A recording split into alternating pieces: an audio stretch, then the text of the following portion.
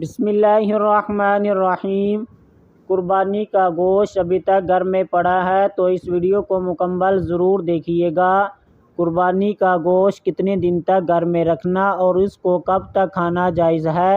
قربانی کا گوشت کتنے دنوں کے بعد کھانا حرام ہے؟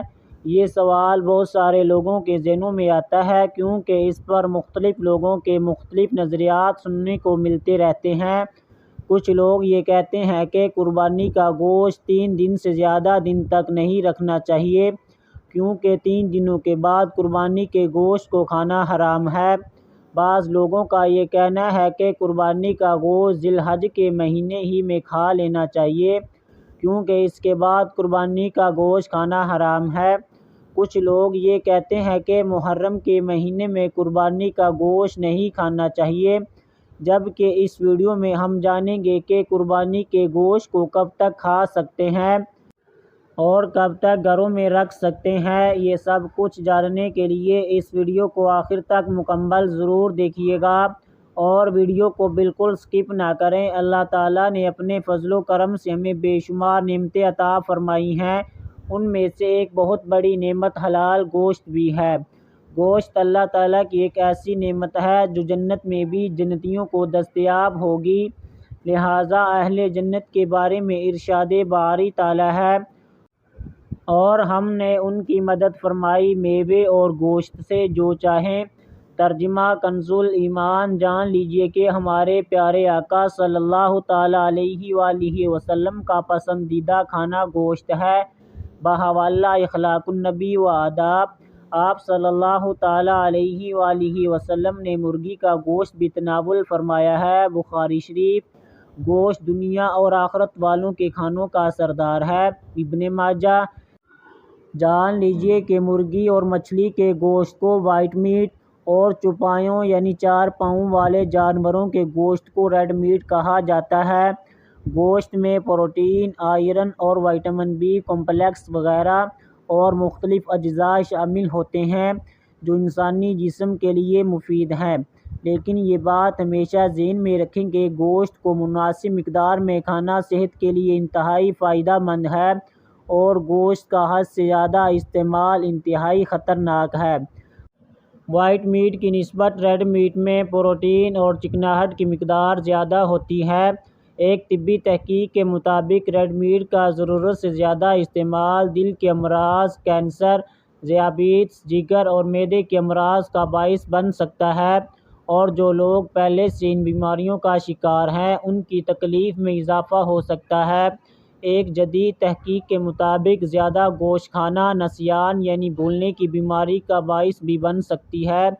زیادہ گوشت کھانے سے معدے میں تکلیف، ڈائریا یعنی دست وغیرہ یا قبض وغیرہ کے مسائل کا شکار بھی ہو سکتے ہیں۔ جن افراد کا کولیسٹرول یا یورک ایسڈ بڑھا ہوا ہو وہ گوشت کا استعمال نہ کریں۔ ناظرین، آئیے اب جانتے ہیں کہ قربانی کے گوشت کا استعمال کب تک کرنا چاہیے اور کب تک قربانی کے گوشت کو کھانا حرام ہے۔ لیکن یہ بات بتانے سے پہلے ہی یہ عرض کرتا ہوں کہ جو احادیث بیان کر رہا ہوں تو اس کے سننے کے بعد کچھ لوگ یہ اعتراض کریں گے کہ آپ کی بتائی ہوئی باتیں سن کر لوگ جو پہلے غریبوں میں گوشت تقسیم کرتے تھے اب وہ سارا گوشت ہی فریزر میں رکھ لیں گے۔ جو پہلے غریبوں کو گوشت ملتا تھا اب وہ بھی نہیں ملے گا۔ جان لیجئے کہ قربانی کے گوشت میں مستحب عمل یہ ہے کہ قربانی کے گوشت کے 3 حصے کیے جائیں۔ ایک حصہ غریبوں میں تقسیم کیا جائے، ایک حصہ رشتہ داروں میں تقسیم کیا جائے اور ایک حصہ اپنے لیے رکھ لے۔ لیکن عمل مستحب ہے یعنی پسندیدہ اور اچھا عمل ہے تاکہ جو لوگ قربانی کی استطاعت نہیں رکھتے ان کو بھی کھانے کے لیے گوشت مل سکے۔ تو اسی طریقے پر عمل کرتے ہوئے جو حصہ اپنے پاس رکھا ہے تو اس کو کب تک کھا سکتے ہیں، اس حوالے سے احادیث بیان کی جا رہی ہے۔ نمبر 1، نبی پاک صلی اللہ تعالیٰ علیہ وآلہ وسلم نے ارشاد فرمایا ہے کہ میں نے تمہیں 3 دن سے زیادہ قربانی کا گوشت اپنے گھروں میں رکھنے سے منع کیا تھا تاکہ مالدار لوگ ان لوگوں کے لیے کشادگی کریں جنہیں قربانی کی طاقت نہیں ہے۔ سو اب جتنا چاہو خود کھاؤ، دوسروں کو کھلاؤ اور جمع کر کے رکھو۔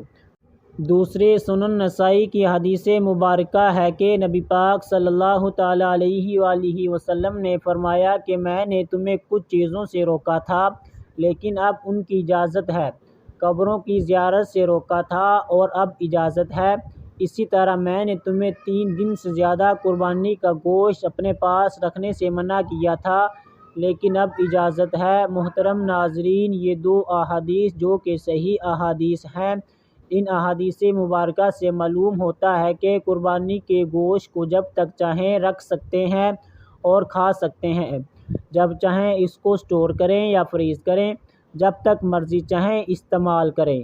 اس کی کوئی حد بندی نہیں ہے کہ 3 دنوں میں ہی ختم کرنا ہے، محرم سے پہلے ختم کرنا ہے یا 1 مہینے کے اندر ختم کرنا ہے یا 1 سال کے اندر ختم کرنا ہے، اس کی کوئی حد نہیں، لہٰذا جب تک آپ چاہیں اس کو استعمال کر سکتے ہیں۔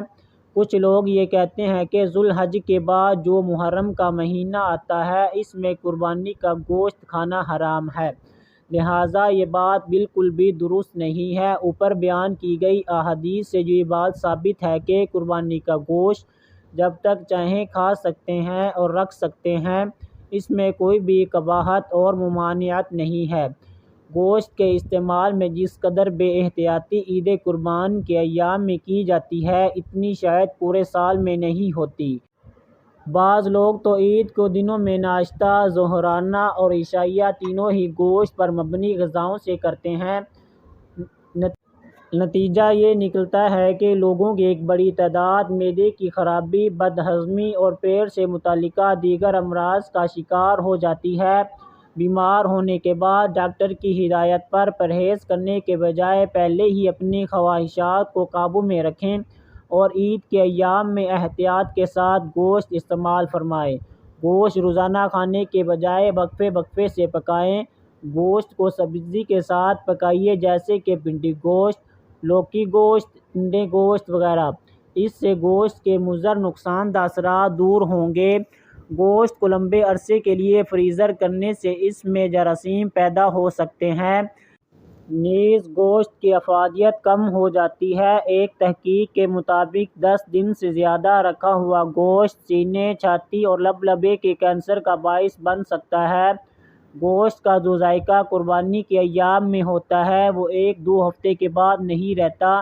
اگرچہ قربانی کا سارا گوشت گھر میں ہی رکھ لینا اور خود ہی استعمال کرنا بھی جائز ہے، لیکن مستحب یہ ہے کہ گوشت کے 3 حصے کیے جائیں، ایک حصہ رشتہ داروں اور ایک غریبوں کو دیا جائے جبکہ تیسرا حصہ خود استعمال کیا جائے۔